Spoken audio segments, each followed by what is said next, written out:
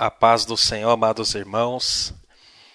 Eu quero falar hoje sobre o teu bem espiritual. Todos nós passamos por momentos onde começamos a nos perguntar, meu Deus, eu preciso de um renovo, né? E nesses últimos dias é muito importante nós estarmos cientes e afiados para que possamos discernir e saber como é que nós podemos nos abastecer espiritualmente e manter o fogo aceso no altar, no nosso coração. Porque existe uma diferença entre você acender o fogo no culto, na vigília, no monte, e entre você continuar com o fogo aceso. A primeira coisa básica é o que está escrito no livro do profeta Isaías. Isaías, ele diz que a mão de Deus, na verdade, não estava encurtada, ou seja, ele poderia estender a mão. E os olhos de Deus não estavam atados. Deus poderia sim olhar para o seu povo. Mas aí a Bíblia diz, mas os nossos pecados, os vossos pecados fazem divisão entre vós e o vosso Deus. O primeiro passo para o homem se aproximar de Deus é o arrependimento. A pessoa se arrepender do pecado. Se arrepender significa, aleluia, entender que aquilo é errado, dar meia volta e ir por um outro caminho.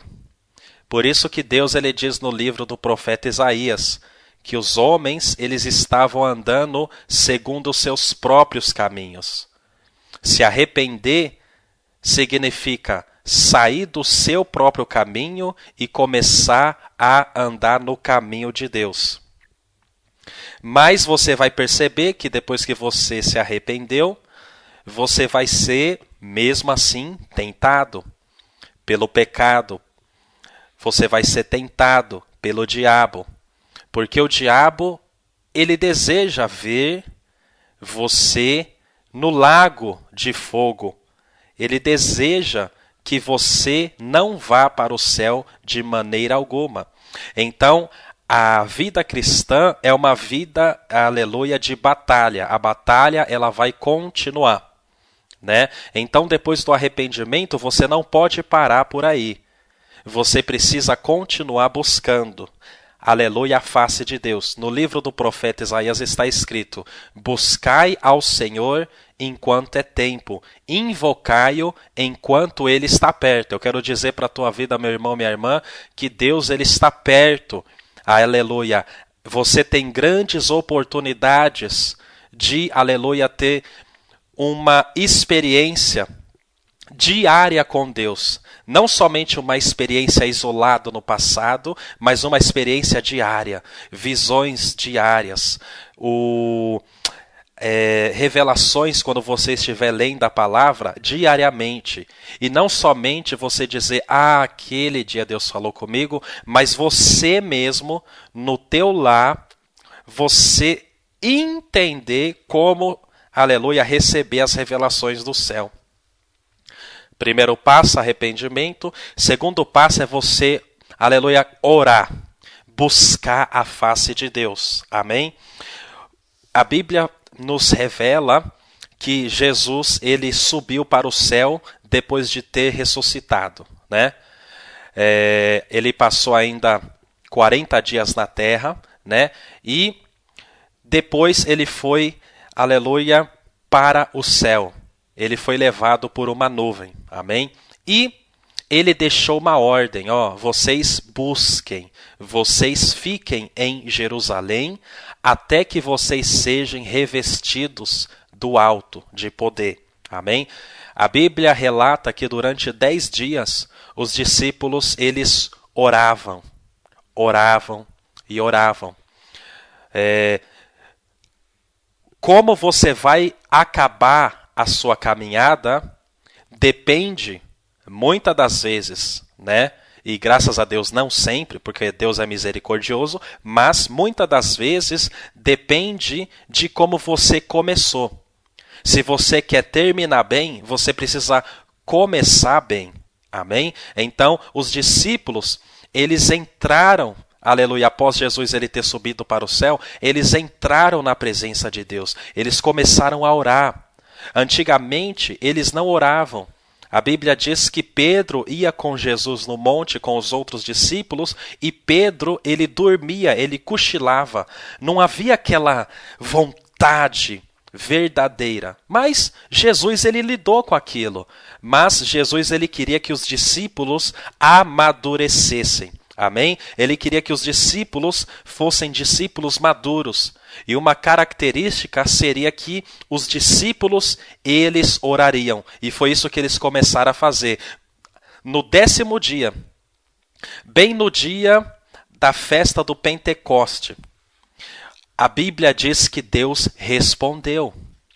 E a Bíblia diz que todos que estavam orando, mais ou menos 120, foram cheios do Espírito Santo, né? E então Deus ele usa Pedro de uma forma totalmente diferente.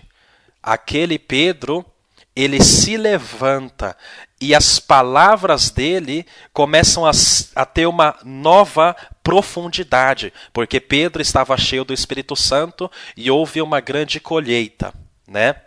Só que aí você vai para casa depois daquele momento. Imagine, você foi, houve uma colheita de almas, houve uma colheita talvez de bênçãos, houve uma colheita de força espiritual, mas aí você vai para casa. E aí você pensa, e agora? Será que eu só vou sentir? Será que eu só vou ser fortalecido no próximo culto, na próxima vigília? Não, a resposta é não. 1 aos Coríntios, capítulo 14, versículo, aleluia, 4, está escrito: o que fala língua estranha, edifica-se a si mesmo. Amém? Então, quando você é cheio, quando você começa, aleluia, a falar em línguas estranhas, você tem que entender que aquilo não é aquele acontecimento, não é uma brincadeira, né?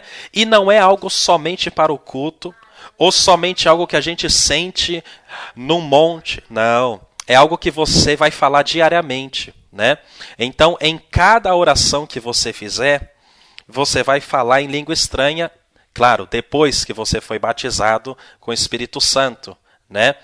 E só que uma confusão que existe é que a gente diz assim: quando eu sinto Deus, a presença de Deus, aí eu falo em língua estranha. Mas a Bíblia diz não. A Bíblia diz que o que fala língua estranha edifica a si mesmo. Significa que a pessoa que foi batizada, né, com o Espírito Santo, falou línguas estranhas, ela precisa ter a consciência de que ela não vai sentir e depois falar em língua estranha. Existe, e talvez você não entenda isso ainda, mas existe, aleluia, pela fé, você pode falar em línguas estranhas. E você começa a falar, não é algo tão misterioso. Só para eu te mostrar que não é algo tão misterioso. Por que misterioso? É claro que é misterioso porque Deus foi que nos concedeu. Amém? Mas não pode ser tão misterioso a ponto de você dizer: ah, eu nem sei quando que vai acontecer de novo. Talvez hoje, talvez amanhã. Não. Sabe por quê? Paulo disse em 1 Coríntios capítulo 14, versículo 15, ó: que farei, pois? Orarei com o Espírito, ou seja, em língua estranha, é o contexto aqui, né? Em línguas estranhas, mas também orarei com entendimento. Entendimento que fala aqui é na nossa língua materna, né? Cantarei com o Espírito, mas também cantarei com o entendimento, né? Ou seja, Paulo ele mostra aqui que não era. Ele mesmo diz para a igreja: ó, igreja, aos coríntios, por favor, entenda, vocês vão decidir orar também no entendimento, para vocês entenderem e para vocês também poderem servir uns aos outros, mas vocês também vão orar no Espírito, em línguas estranhas. O que significa isso? Significa que Paulo, naquela época, né, na igreja primitiva, os cristãos, eles sabiam, aleluia, eles não viam a língua estranha como algo assim que eles nem sabiam quando aconteceria, do nada sempre. Não. Eles sabiam dar lugar para Deus operar, para o Espírito Santo, né, falar pelo lábio deles. Eu não estou falando que eles controlavam uma profecia, não. Mas a língua estranha é diferente. A língua estranha, a Bíblia diz que é para o teu próprio bem, é para a tua edificação. Então, é algo importante. A profecia, ela vem quando Deus quer. Amém? Uma visão, um sonho vem quando Deus quer. Mas as línguas estranhas, você lendo aqui, você vê que Paulo diz, com muita naturalidade, eu vou orar no Espírito, em línguas estranhas. Né? Mas eu também vou orar na minha língua materna, para o meu entendimento entender também o que eu estou orando. Amém? Então, são algumas coisas que eu queria falar hoje, né? Para você não ficar se travando, né? Se você já foi batizado com o Espírito Santo, peça a Deus, né, que Ele te dê sabedoria. Porque as línguas estranhas, né, não é algo para a gente brincar com elas, nem um sensacionalismo, não. Mas é algo importante, porque a Bíblia diz que quem ora no Espírito edifica a si mesmo. Amém? Quando você ora no entendimento, com a tua língua, português, alemão, né, você está alimentando, fortalecendo o teu entendimento. Mas o teu espírito precisa que você ore em línguas estranhas. Então significa que toda oração que você fizer, você deve falar em línguas estranhas se você já foi batizado com o Espírito Santo. Amém?